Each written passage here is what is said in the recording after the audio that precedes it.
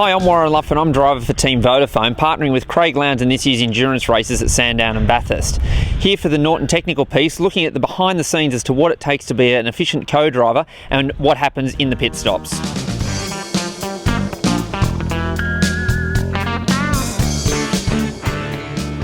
Endurance racing is something I've spent a lot of time doing. I've done 4 Nürburgring 24-hour races. I've done a few 24-hour races at Bathurst and done a lot of other events all around the world. But one of the key elements of being a good co-driver in these long distance races is what happens in the pit stop. It's that being efficient in the pit, getting in and out of the car, being able to sort of get the car set up for the next driver and be able to, when you're the driver, get the belts done, because obviously whilst that's all going on, the crew, they're changing tyres, brakes, there's refueling and everything going on. It really is a chaotic sort of 25 to 30 seconds. So your job as the co-driver is to really be able to sort of get the job of getting in and out of the car very quickly. So how about we take a look?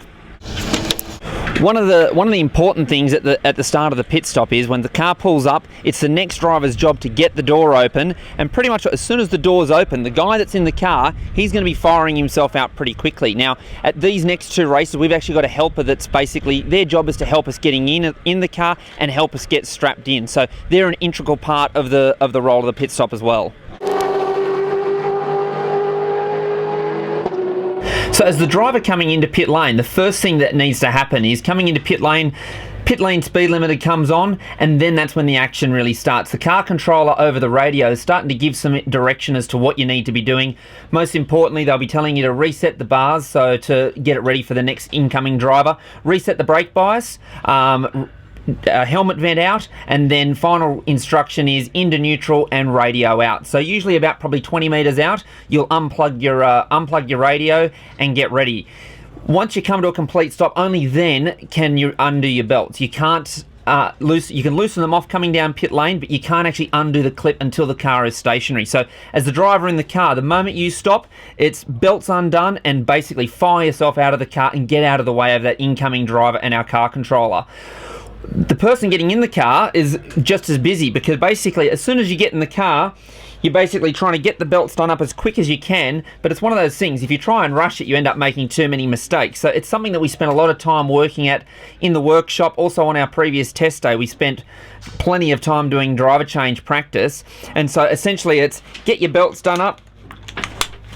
Whilst all this is happening, remembering you've got tyres going on, you've got fuel going in, the person that's here to help us with our belts, he's passing this belt down, and whilst that's happening, he's also plugging your radio, your drink straw in. As soon as you get the radio in, you'll hear the car controller start to sort of give you a brief as to how much longer is left in the pit stop. If there's been a pad change, they'll remind you to pump the brakes up. So whilst all that's going on, quickly tighten the belts down and basically get yourself ready. And then just basically you're at the beck and call of that car controller.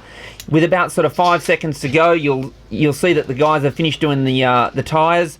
Into first gear, start to get the revs right, because we can't let the clutch out until the car actually hits the deck. And then as soon as the refueling is finished, refueler pulls out and they let the car down. The car controller's out of the way, and then it's out onto the track.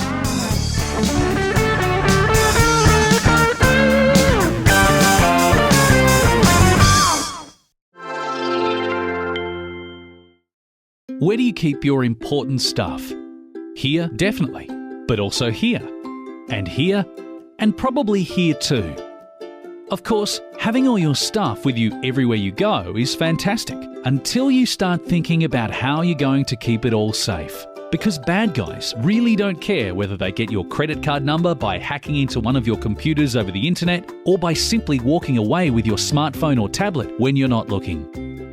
That's why Norton combines protection for your PC, Mac, smartphone and tablet into one powerful package.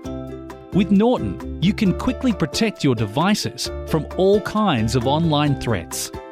You can also scan your emails and instant messages for digital dangers, block bogus websites and apps, and keep your personal information away from prying eyes. Plus, if your smartphone or tablet gets lost or stolen, you can lock, track and locate it remotely, right from another computer or phone. Best of all, you can take charge of all this powerful protection from one convenient cloud-based Norton account.